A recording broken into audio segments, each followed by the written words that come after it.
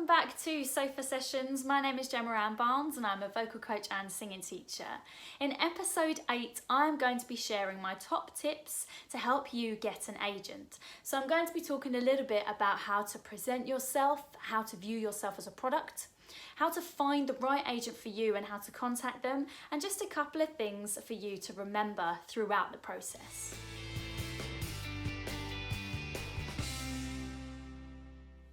So the first thing you need to do is look at yourself as a product. You need to ask, would you buy you, or are you out of date? Now, what do I mean by that? Well, let's look at your headshots first. Do your headshots look like you? Are they serving you? I wouldn't race to get new headshots just purely because some agencies will ask you to refresh them anyway, and obviously you don't want to pay twice, but they need to be you, most importantly. The second thing to look at is your Spotlight CV. Now, if you're not on Spotlight, it's the biggest casting platform, so get on it. If you are on Spotlight, check your Spotlight CV. Is it up to date? Are all your current, recent and impressive credits on there? You don't need 101 things listed down there. For example, once you've been in the industry a couple of years, or once you've got a few jobs under your belt, then get rid of those training credits. You don't need every single thing you've ever done in your career on there, but you do want the highlights and the good things and things that are going to sell you. If you are in training, then put your training credits, your college credits all on there, and that is enough. Are your skills correct? Have you been through that skills list recently and taken things off that maybe you don't do that well anymore, or added some new things on if you've gained some new skills? And make sure you use that highly skilled star as well. That's really, really helpful. This takes me quite nicely onto accents. What accents do you have on your CV? Can you do them? Now this is something that you must check. I once had a meeting with an agent and she was like, great, yeah, it looks really good. Can I just check your accents? And I thought, oh God, what have I got on there? Australian accent, fine. Essex accent, well, it's kind of just an enhanced, slightly more Essex version of my own accent, fine. She asked me to do a Yorkshire accent because I had that on there. I did it. It wasn't great. She looked at me and she went, you can't do that, take that off. So I would make sure that your accents on your CV are accents you can do. And I mean do in a heartbeat. Yeah, not, oh, give me a few days and I'll be able to nail it. If somebody says, can you do a Scottish accent? It's on your CV. You should literally be like, yes, I can do a Scottish accent. Clearly, I can't do a Scottish accent. It's not on my CV. But you get my point. Next thing to look at, if you're a singer, is your vocal range on there? And is your vocal range correct? Now, this is your usable vocal range. Not when you go into a singing lesson, the lowest note you can possibly hit and the highest note you can possibly hit and your highest possible belt or mix note. This needs to be your usable range. So if you were singing a song, you need to be able to hit that top note time and time and time and time again, not just once, not just a fluke, not just in a certain exercise. You have to be able to sing it. That goes for your entire vocal range. It is your usable vocal range. Last thing, do you have a vocal reel or a show reel or some sort of example of your work? If you don't, you need to put something on there. There really is no excuse nowadays to not have any form or example of your work on there.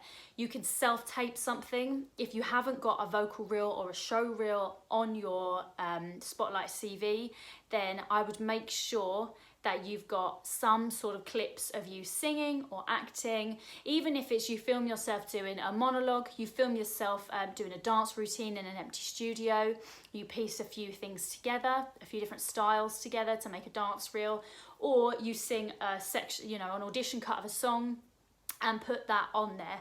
You need to have an example of your work and of what you can do. It's so easily done, so make sure that you do that. If you don't have that, then I would definitely make sure that you have some form of show reel or vocal reel on YouTube, or some sort of clips on YouTube as well. You can send those along with your Spotlight CV, but ideally you want everything that is going to best sell you in one place, yeah? My second tip is research. Look at performers that are doing jobs that you want to be doing, that are working in areas of the industry that you want to be working in, and find out who their agents are and make a list. Now, when you're looking at this list and you're looking into agents, you need to be looking and deciding whether they've got many people like you already on their books. Are they working? They're the sort of questions that you want to be asking yourself. And are they a large agency? Do they have a lot of agents on board? Are they an umbrella agency? Are they a boutique agency? What kind of work are their clients doing? If all of their clients are in TV and film and you want to do theatre, then you know that that agent's not really going to be for you. And how can you contact them? How do they like to be contacted? Some agents have a specific email address that they like all their representation request emails to go to. So make sure you check for that, and double check if they open their books at certain times of the year, or if they're always happy to receive representation emails or not. That's all part of your research. Tip number 3, or step 3 you could say, it's time to contact. So you've already found the email and who you're going to be writing to, so make sure you personalise it. So put in the subject, representation and your name, that's all you need to put in. Then when you start the email, write, "Hi, Sue, John, Dave," whoever you're writing to. If you've looked everywhere and you can't find who you're writing to, "Hi there" is always a nice choice. But if you can find their name, which you should have done in your research, then use their name. There's nothing nicer than getting a personalised email. The supporting letter, you want to keep it short and sweet. Be specific and don't copy and paste. It's really obvious if you don't personalise an email and you've just copied and pasted the same email to 50 different agents. Tell them briefly about you and your background. Obviously your CV is going to show your background in detail, so just touch on it. Tell them what you're doing at the moment and what you're looking to achieve. I would also add, and this is kind of in the personalised section, why you've written to them specifically. Is it that one of their clients is doing your dream job? Is it that your friend is with them and absolutely loves them? Have a specific reason for why you think they're going to be a good agent for you and why this could be a working partnership. And then link your CV and any other YouTube video links that you want to include.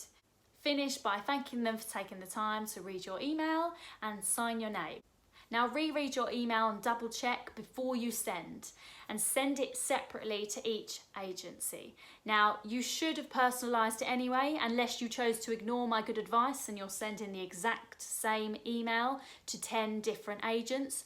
Don't be a fool and put those 10 agents all in that one box.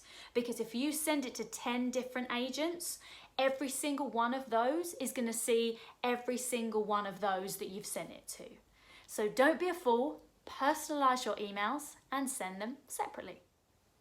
My fourth tip after you've sent emails off to potential agents is forget about it. I know that's easier said than done, but some will get back to you, some won't. Some will ask to meet you and take the offer further, some won't.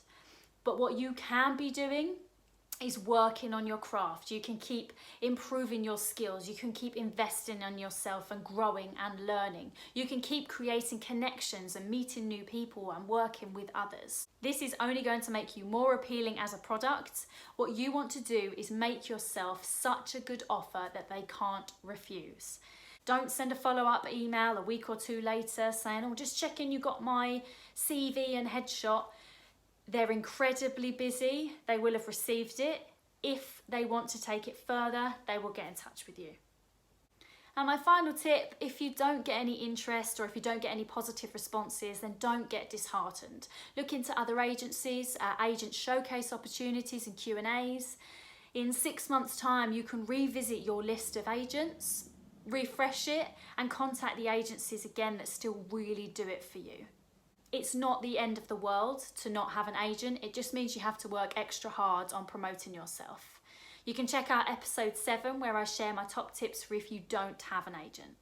Remember, the more you keep putting yourself out there, the more you go to class and make connections and keep improving yourself and your skills, the more appealing you become. Keep yourself fresh and in date. Now, I really hope this video helped. If it did, then please do like or leave me a comment below, and make sure you subscribe to my channel so that you're always the first to know when new sofa sessions or singing tutorials are released. If you do have any questions, please do leave me a comment or get in touch. In the meantime, be brave and do what you love. There really will be no limits to what you can achieve. See you next time.